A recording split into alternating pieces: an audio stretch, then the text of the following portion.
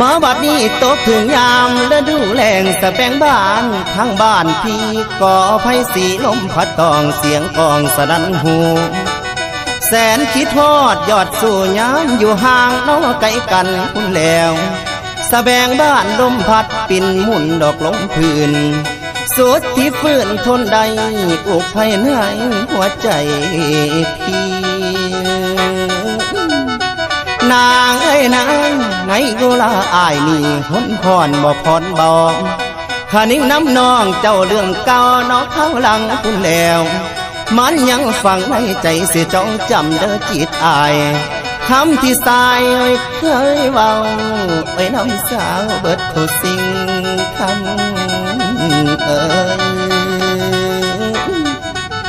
คำเอ้ยคำความที่ยังบอกนั้นยังจำอันแม่นบ่มา